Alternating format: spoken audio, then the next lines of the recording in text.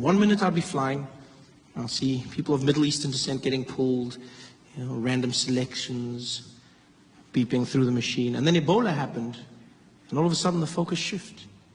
Focus shifted, and now it was Africans getting pulled aside, Africans waiting. Middle Easterners were cruising through security.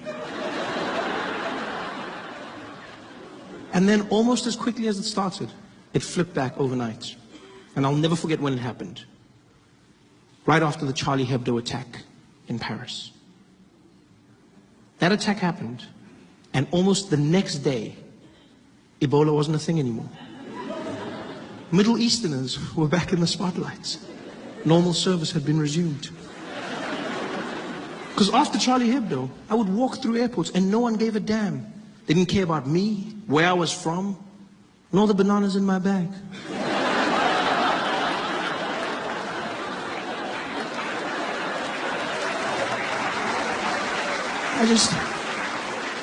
I just cruised through security. Charlie Hebdo. Terrorist attack in France. Everyone led with it. CNN, breaking news, terrorists have attacked Charlie Hebdo headquarters. BBC, and in breaking news, unconfirmed reports saying 12 people have been killed by terrorists who have attacked. Everyone said they were terrorists. It was weird to me because we didn't know that they were terrorists. We just knew that they were Middle Eastern.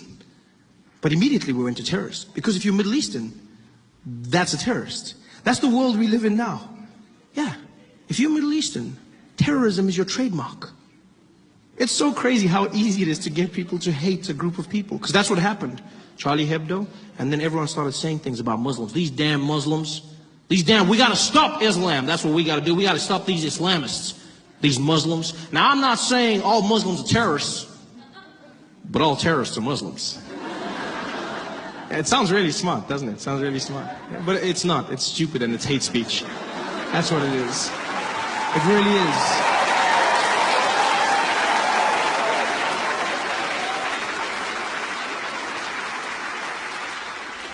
Terrorism is not a race, it's an act. It has evolved over time. Yes, right now we're dealing with extremism, Islamic terror in some parts of the world. But if you go to other parts of the world and ask them what a terrorist is, they'll show you a different face.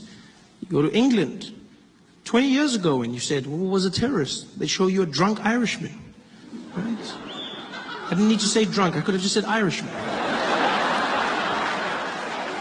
There was a time when Nelson Mandela was labeled a terrorist. Like, terrorism is an act, it's not a face. People say these things. Well, these Muslims, you gotta admit, there's an awful lot of them doing the same thing. You're like, yeah, but you know who's not a terrorist? Most Muslims.